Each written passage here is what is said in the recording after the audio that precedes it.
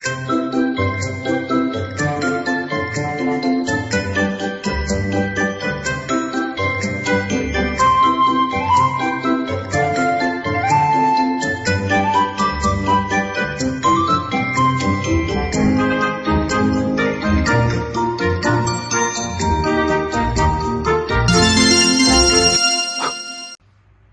semuanya, Assalamualaikum warahmatullahi wabarakatuh.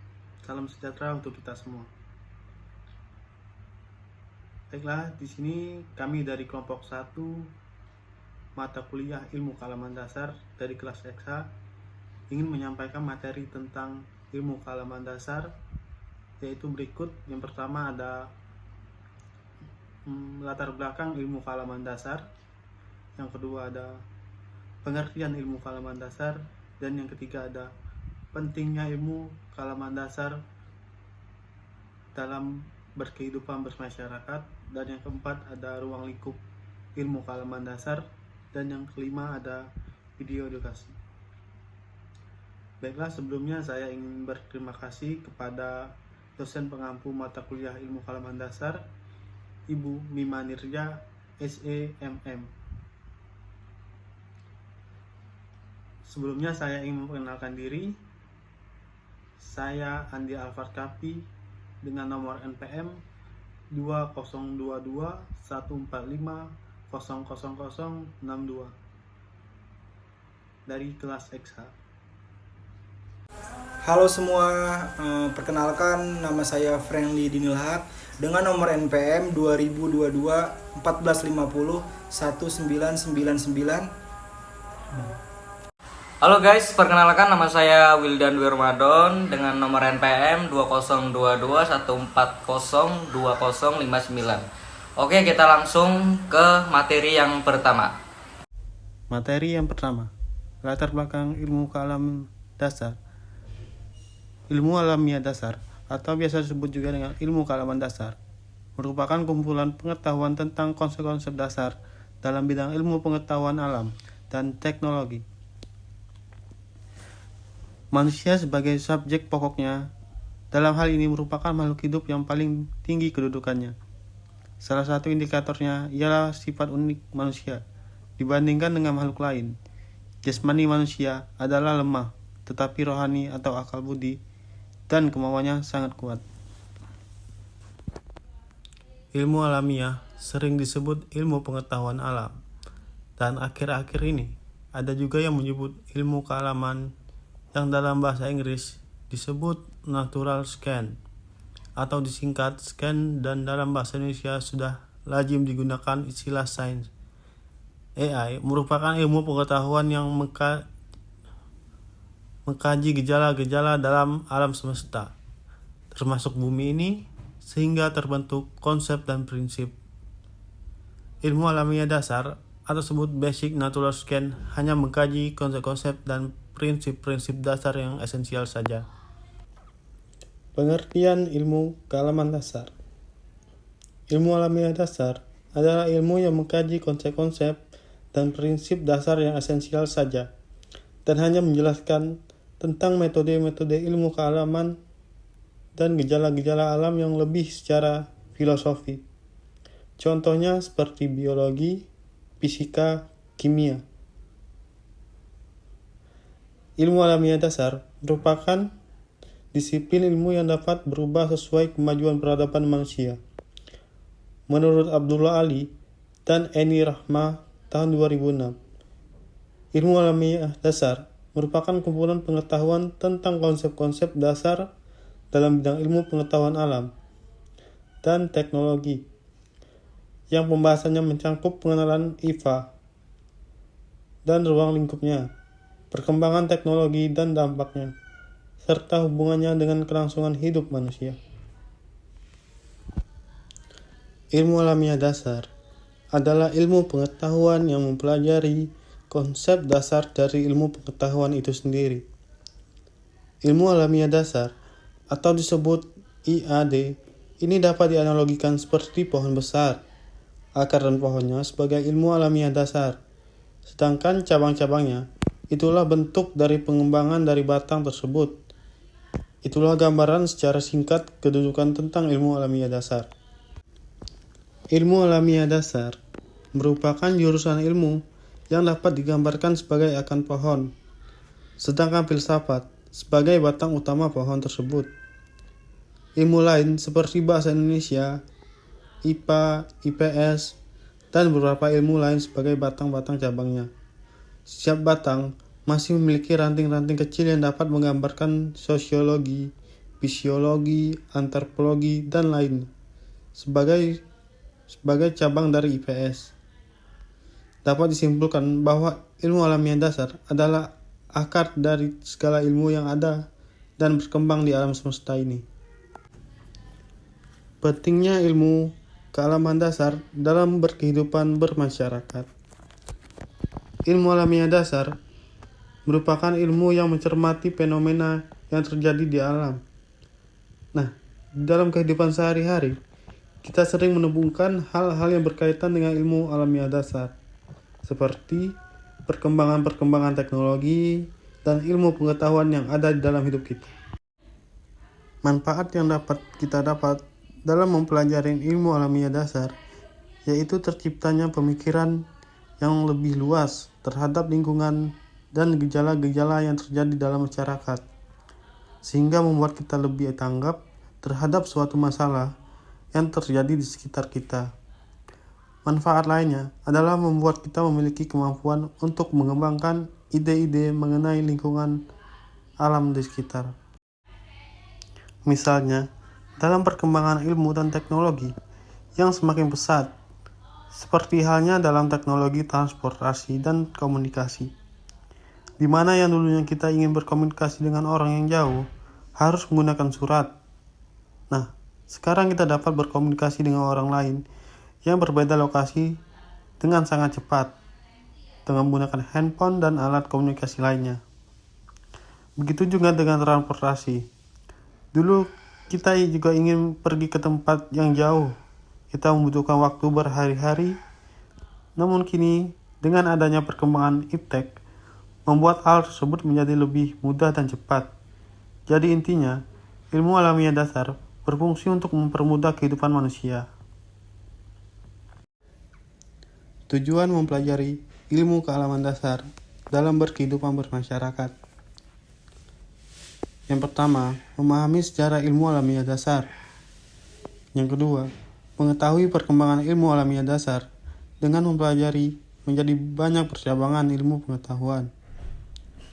Ilmu alamiah dasar menjadi pokok dari perkembangan aneka ilmu pengetahuan. Yang ketiga, memahami keterbatasan ilmu alamiah dasar. Yang keempat, mengajari manusia untuk bertindak bijaksana. Yang kelima, mengajarkan manusia untuk belajar menanggulangi kerusakan lingkungan akibat tindakan manusia. Ilmu alamiah dasar mengajari manusia untuk bertanggung jawab atas tindakan yang dilakukannya. Yang keenam, mengajari bagaimana ilmu alamiah dasar sangat berperan bagi umat manusia. Dengan ilmu alamiah dasar, kita mampu mengembangkan pikiran menjawab segala pertanyaan yang ditimbul dari manusia. Sekaligus, ilmu alamiah dasar juga mampu memberikan kenyamanan dan juga kesenangan dengan lingkungannya. Dengan itulah, manusia menggunakan ilmu alamiah dasar. Ruang lingkup ilmu kealaman dasar. Ilmu alamiah dasar atau disebut dengan Basic Natural Science merupakan ilmu pengetahuan alam yang mengkaji prinsip esensial saja.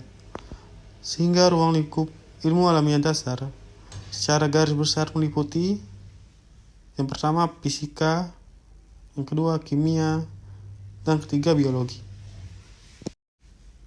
Ruang lingkup ilmu kealaman dasar menurut Abdullah Ali dan Eni Rahma dalam bukunya Ilmu Alamiah Dasar bahwa ruang lingkup ilmu alamiah dasar adalah sebagai berikut: alam semesta dan tata surya, bumi, asal mula kehidupan manusia. Ruang lingkup ilmu kealaman dasar. Sedangkan Haji Abdul Ahmadi dan A. Supatmo mengelompokkan ruang lingkup ilmu alamiah dasar ke dalam 5 pokok bahasan, yaitu kelahiran alam semesta, masalah tata surya, bumi, asal mula kehidupan di bumi, dan perkembangan variabilitas makhluk hidup. Halo teman-teman, jangan kemana-mana dulu ya. Berikut ini ada video edukasi. Selamat menonton. Hai guys, kalian tuh pernah nonton film animasi yang judulnya Soul nggak? Kalau belum, nggak apa-apa, gue ceritain dikit deh soal konsep kehidupan di film tersebut. Jadi gini, di film Soul, ceritanya sebelum manusia tuh lahir ya ke dunia ya, jiwa mereka tuh disiapin dulu di sebuah tempat. Lalu di sana mereka dikasih sifat dan potensi buat mereka bawa ke dunia nanti setelah mereka lahir sebagai manusia. Ya, terlepas dari seberapa akurat deskripsi alam di luar dunia ini yang digambarkan di film tersebut, sebetulnya sih sedikit banyak hal kayak gitu tuh sering terlintas aja nggak sih di pikiran kita? Gue tuh lahir buat jadi apa sih? Seharusnya hidup gue tuh buat jadi apa sih? Nah, terus ya gitu kan. Mungkin beberapa dari kita cukup beruntung. Karena dari kecil kita udah tahu nih, kita tuh mau jadi apa, kita punya bakat apa, dan lain sebagainya.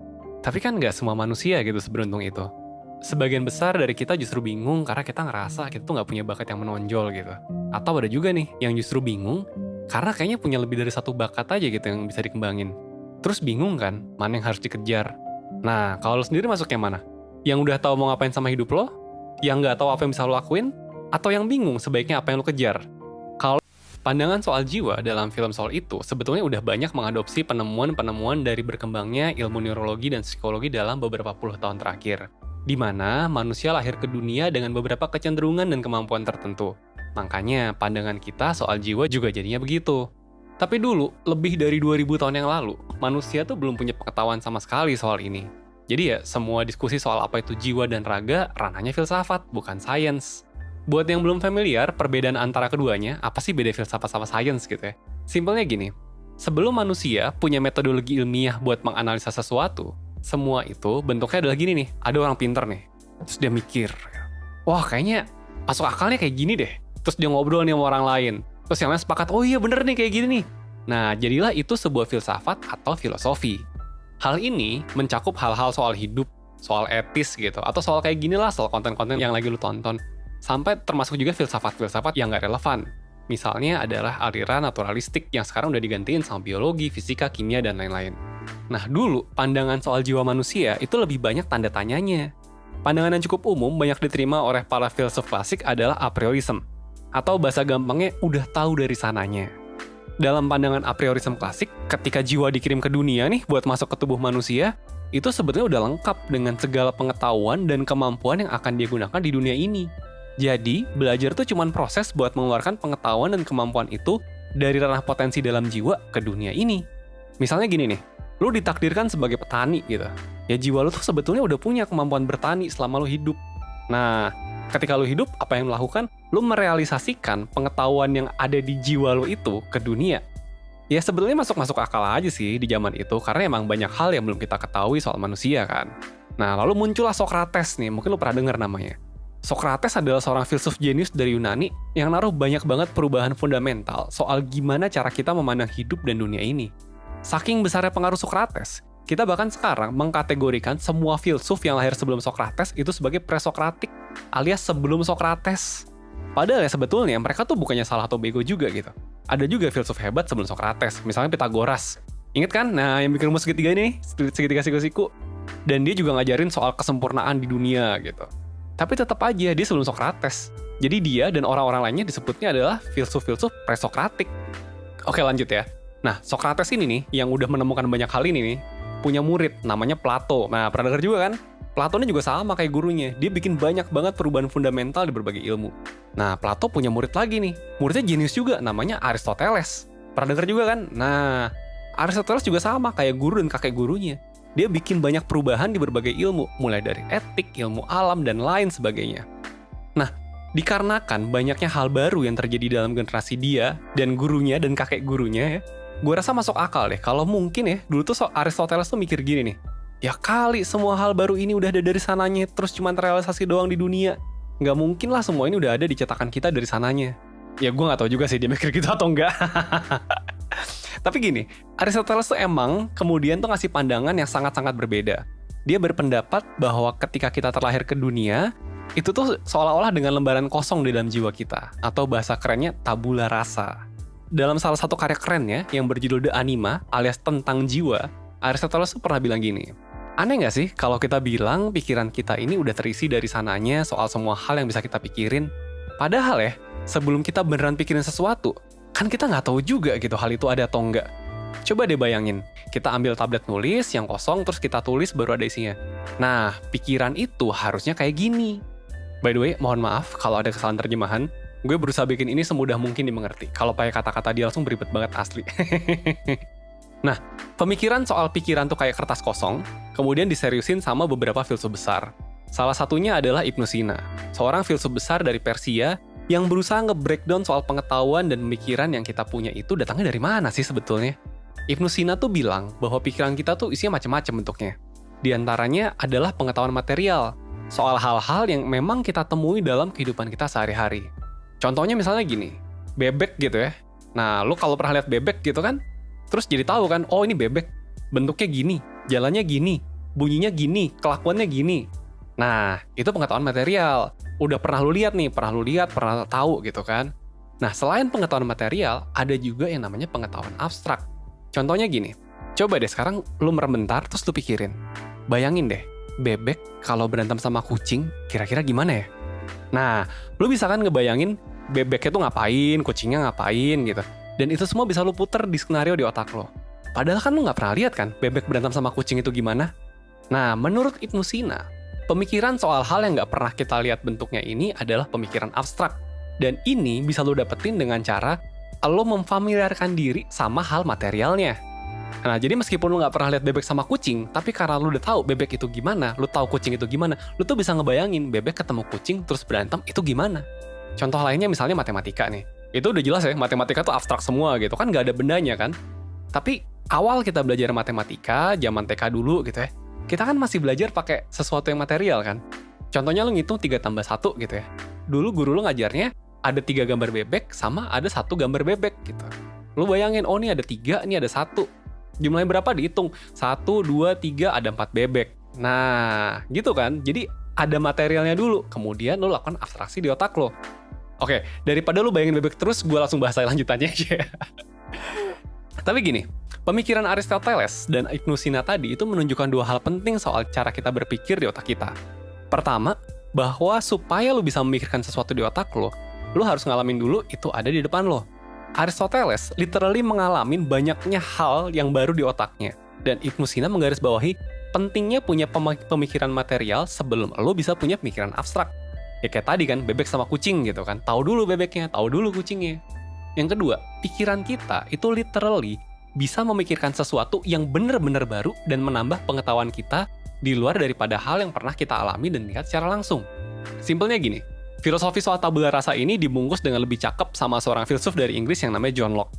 Menurut John Locke, semua pengetahuan, pemikiran, dan kemampuan yang kita punya itu datang dari 2 hal, sensori dan refleksi.